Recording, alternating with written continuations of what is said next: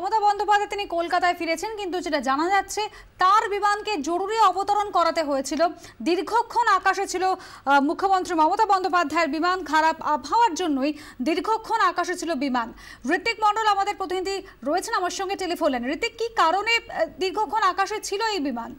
দেখো, প্রথমে জানিয়ে রাখি যে মুখ্যমন্ত্রী 9:45টার সময় কলকাতা বিমানবন্দরে অবতরণ করেছেন। ইন্ডিগোর বিমানে তিনি পাটনা থেকে ফিরছিলেন। সমস্যা যেটা হয়েছিল, এই বিমানটি দিল্লি হয়ে, লখনৌ হয়ে, পাটনা, তারপরে কলকাতায় আসার কথা ছিল। এবং কালকে রাত থেকে যেভাবে উত্তর ভারতের আকাশ, বিশেষ করে কানপুর, লখনৌ এবং পাটনার আকাশে একটা আবহাওয়া অত্যন্ত খারাপ হয়ে রয়েছে, বিশেষ করে হেভি ফগ, ঘন কুয়াশার জন্য কিন্তু বেশ কিছু ফ্লাইট ডাইভার্টেড ছিল, বেশ কিছু ফ্লাইট ডিলোডও ছিল।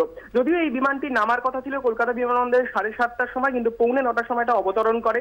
এবার এনরুট যখন বিমানটি ছিল সেই সময় কিন্তু এটাকে ডাইভার্ট করতে হয়। এনরুট খানিকটা এক্সটেন্ডেড রুট নিয়েছিল, এটা টেকনিক্যাল টার্ম এভিয়েশন ইন্ডাস্ট্রির তরফে। মোদ্দা কথা হচ্ছে মাঝ আকাশে বেশ খানিকটা ঘুর পথে এসেছিল এই বিমানটি, ফলে জ্বালানি অনেকটাই কমিয়ে এসেছিল। ফলে অবতরণের সময় এটা প্রায়োরিটি ল্যান্ডিং এর অর্ডার আসে, অর্থাৎ অগ্রাধিকার দেওয়া হয় এই বিমানটিকে। কলকাতার আকাশে পৌঁছানোর মাত্রই বিমানটি দ্রুত নামিয়ে আনা হয়। তৎপরতা তুঙ্গে ছিল এবং সমস্ত ব্যবস্থা ছিল, যে কারণে কোন রকম একেবারে ফিউল এমটি হয়ে যাওয়ার, অর্থাৎ জ্বালানি শেষ হয়ে যাওয়ার আগেই নিরাপদে সমস্ত যাত্রীদেরকে নিয়ে নামিয়ে আনা হয়েছে এবং মুখ্যমন্ত্রী কলকাতা ফিরেও এসেছেন। ধন্যবাদ।